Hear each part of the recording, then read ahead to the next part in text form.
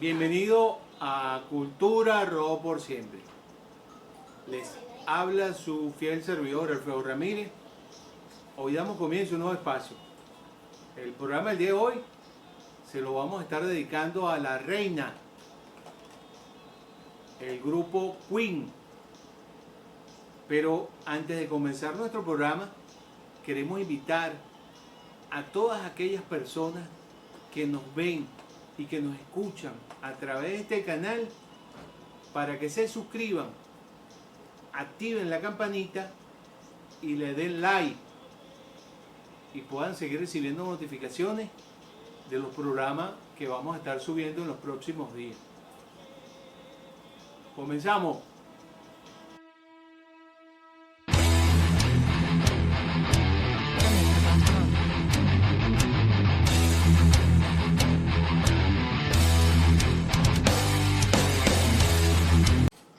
Grupo Queens. El grupo Queen es una banda británica que fue formada en Londres, en Inglaterra, en el año 1970. Sus fundadores, Freddie Mercury en el piano y en la voz líder, Brian May en la guitarra, Roger Taylor en la batería y John Deacon en el bajo. Estos son los padres de la criatura, la formación inicial de esta extraordinaria agrupación que si de verdad existen colosos en la música, yo puedo decir con propiedad de que el grupo Queen ha sido uno de los más grandes colosos musicales de la historia del rock mundial.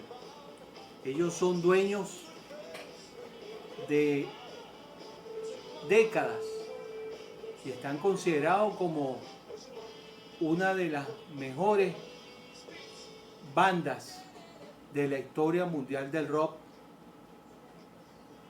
y de cualquier cantidad de generaciones desde el año 1970 hasta los días de hoy. De verdad que ellos marcaron un precedente y dejaron un legado espectacular que hoy podemos no solamente ver, sino que podemos escuchar. Ellos lograron llevar su música hasta los lugares más lejanos de la Tierra. No hay rincón en el planeta Tierra donde no haya llegado su música. Se estima que para la fecha, para los días de hoy, esta agrupación haya vendido más de 200 millones de discos en todo el mundo. Yo no les voy a decir nada distinto, nada diferente a lo que ustedes ya conocen de esta banda. De verdad que sí. Esta banda, aun cuando hoy están activos, porque siguen girando por la música, siguen girando por el mundo, sentaron un precedente espectacular. Yo voy a hacer una pequeña reseña de su historia discográfica y voy a hacer presentación de algunas producciones discográficas, las que más conocemos, las que son más populares. Sus comienzos, bueno, como les dije, fueron a mediados del año 1970. Ellos estuvieron durante varios años, desde el año 1970 hasta el año 1972, ellos estuvieron buscando una disquera que les firmara y los apoyara en el comienzo de su carrera artística. Hicieron varios acercamientos, pero no fue sino hasta finales del año 1972 cuando ellos lograron firmar con el sello discográfico EMI. Y es cuando en el año 1973 ellos lanzan lo que vendría a ser su primera producción discográfica, que es el álbum homónimo, que lleva por nombre precisamente Queens. Esa producción discográfica en su momento tuvo una buena aceptación, mas no tuvo ventas así que pudiésemos decir que fueron relevantes e importantes para la época. Pero sí les sirvió a ellos, para ellos llamar la atención y para de alguna manera captar un número importante de seguidores. Eso es lo que conocemos como el primer álbum debut. En el año 1974 ellos lanzaron lo que vendría a ser su segundo álbum en estudio, que llevó precisamente por nombre Queen 2. Esa producción discográfica llegó al puesto número 5 de las listas Billboard del Reino Unido y estuvo durante 36 semanas en los primeros lugares de esa época. Ellos giraron con esa producción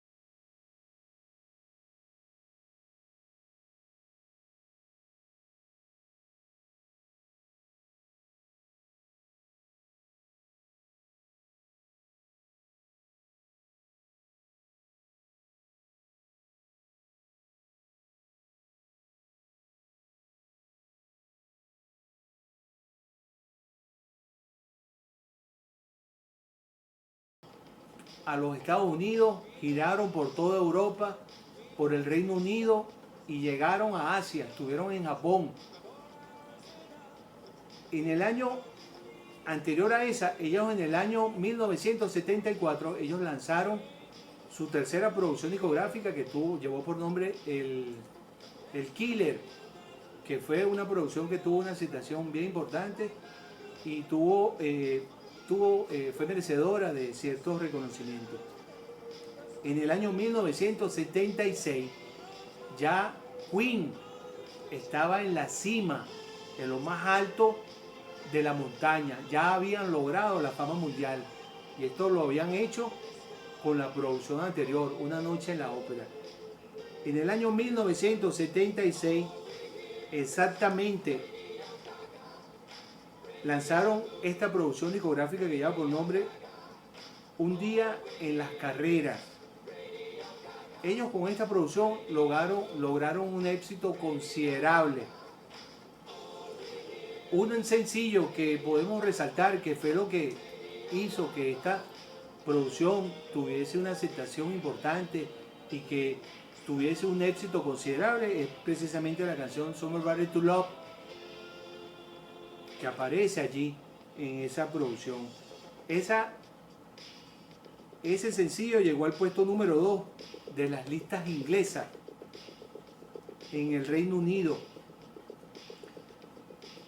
También con esa producción discográfica, ellos hicieron una gira de nuevo por los Estados Unidos y por Europa. En el año 1977, ellos lanzaron esta producción que lleva por nombre Neon the World. Esta fue lanzada el 7 de octubre del año 1977. A ellos le tomó grabar esta producción, le tomó 2 meses fue lo que les llevó grabar esta producción discográfica. En esta producción hay 2 sencillos que son importantes mencionar, que son We Are Vacuum y We Are the Champion, que precisamente esos sencillos fueron compuestos, o los compositores de esas 2 canciones son Brian May y Freddie Mercury. Esas canciones se convirtieron en himnos y ellos lograron con esta producción discográfica, lograron alcanzar 4 veces discos de platino en los Estados Unidos y se consolidaron como uno de los grupos más grandes de la historia. En el año 1978 ellos lanzaron lo que vendría a ser su 7ª producción discográfica, que es la que lleva por nombre Jazz. Que esta producción tuvo una aceptación bien importante, pero también fue muy criticada, porque muchos críticos hicieron mención de que ellos carecían de creatividad para producir música jazz. En el año 1980 ellos lanzaron lo que vendría a ser su 8º álbum en estudio, que llevó por nombre Queen Again, que precisamente esa producción, el estilo de esa producción discográfica es un poco rockabilly. Sin embargo, tuvo un enorme éxito a nivel mundial y esto les permitió a ellos hacer una gira mundial y llegar de nuevo a visitar los Estados Unidos y girar de nuevo por Europa y por varios países de Asia. En el año 1980 ellos hicieron una producción que llevó por nombre Flash Gordon, que precisamente esa producción discográfica, la canción fue escogida para un soundtrack de la película que llevó por nombre Flash Gordon, pero no tuvo mayor impacto, no tuvo mayor alcance. En el año 1981 ellos hicieron una gira por Sudamérica, ellos pasaron por acá, por Venezuela, se presentaron en el Poliedro. Inicialmente iba a ser una presentación de 3 días, pero dado que para esa época el presidente que estaba de turno, que era el presidente Rómulo Betancourt, falleció y solamente hicieron una sola presentación, que esta fue precisamente en el Poliedro de Caracas. Ellos también pasaron por Colombia, por Argentina y por otros países de Sudamérica.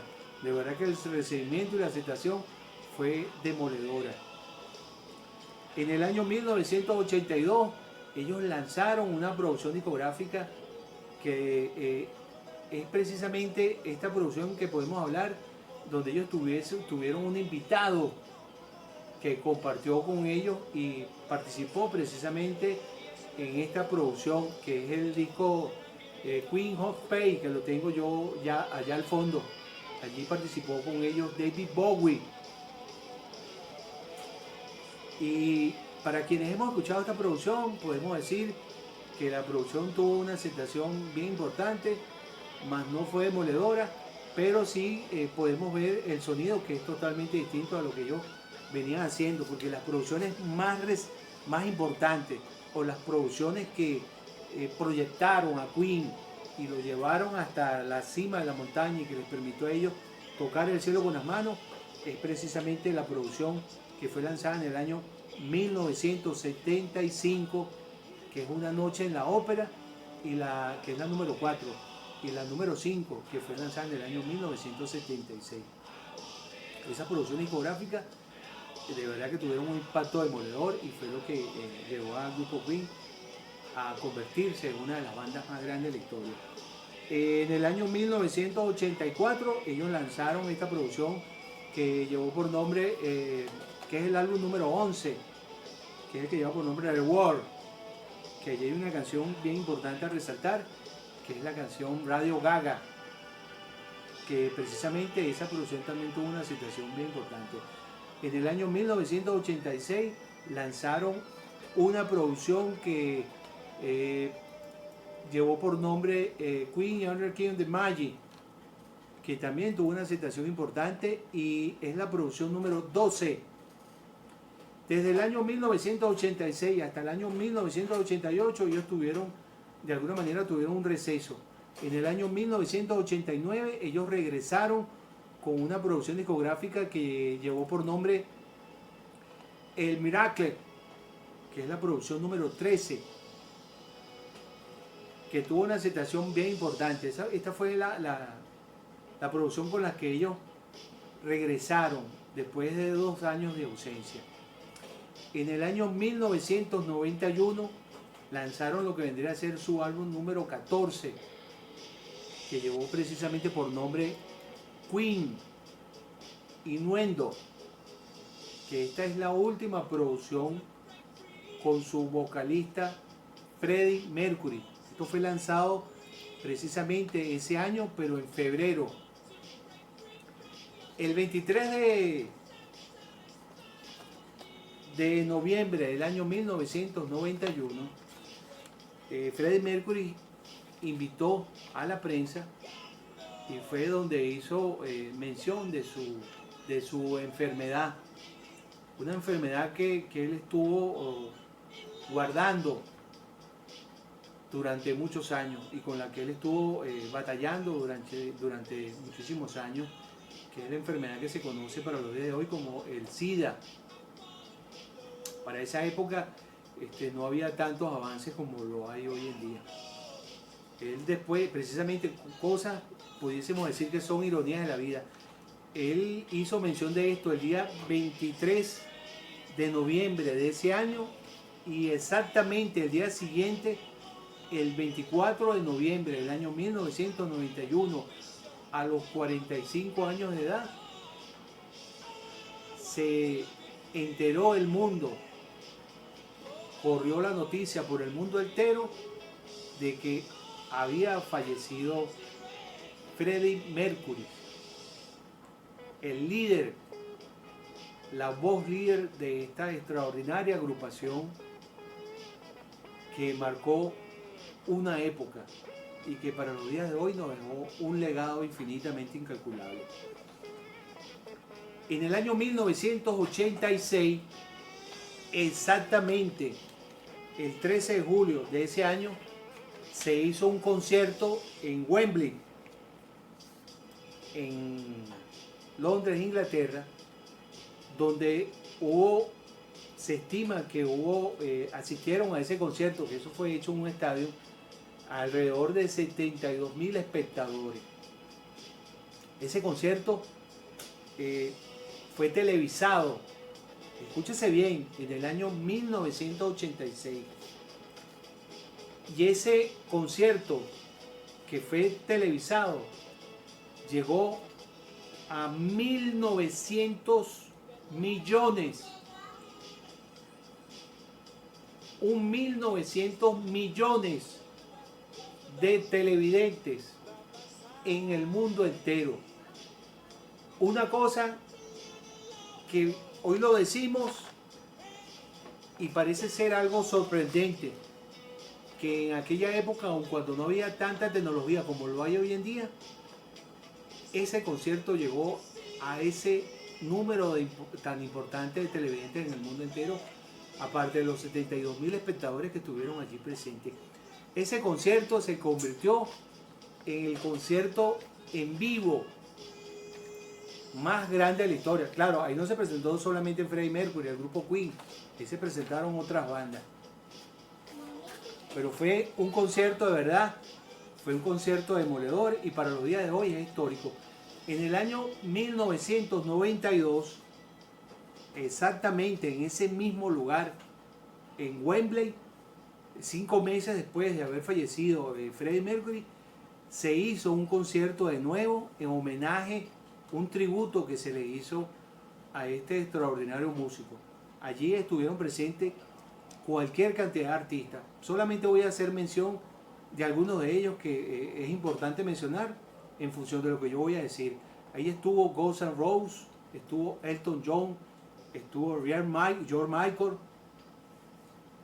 Y lo importante de lo que voy a decir es lo siguiente. Al Rose y Elton John, ellos no ensayaron la canción que ellos tocaron en ese concierto. Eso fue una cosa que se dio de forma espontánea. Y para quienes todavía no han visto ese concierto, yo los invito a que lo hagan, porque eso es un concierto histórico. Allí, el que de verdad se robó, digámoslo de esta forma en nuestro lenguaje coloquial, el que se robó el show allí fue precisamente George Michael, con esa canción que él cantó del grupo Queen, que de verdad la voz, el poder de la voz de este extraordinario artista, de verdad que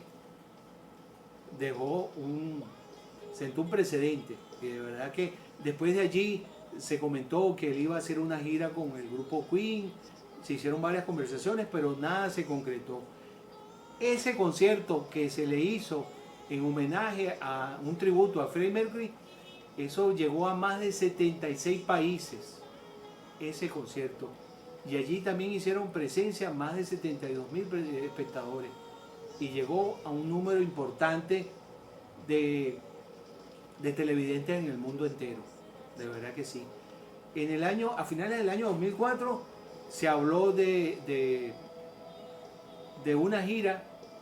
Esto lo comentó Brian May y Roger Taylor. Se estaban embarcando en una gira con Paul Roger, que fue vocalista del grupo Free y de Bad Company. Hicieron una gira que duró varios años por Europa y por los Estados Unidos. En el año 2001 el grupo Queen fue exaltado al Salón de la Fama y allí hoy aparece su nombre. Su nombre quedó inmortalizado, está allí inmortalizado en el Salón de la Fama del Rock. De verdad que están considerados como una de las bandas más grandes de la historia.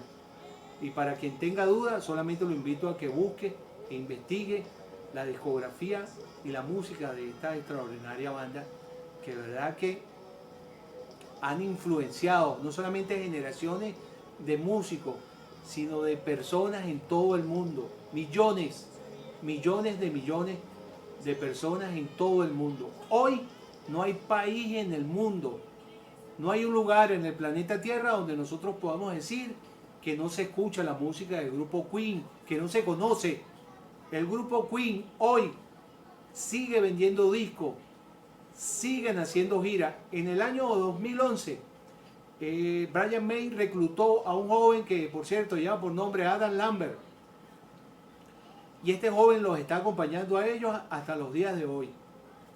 De verdad que es un joven talentoso, tiene una puesta en escena bien interesante, pero yo, en lo personal, me quedo con la época de Freddie Mercury. Me parece que es la época más grandiosa y es la época, para mí es la época dorada, no solamente de la música, sino de la banda, porque esta banda es dueña de la música de la década de los años 70 hasta los años 90, que fue precisamente cuando ya falleció Freddie Mercury y bueno, ya eso fue, ya es otra época, ya es otra cosa.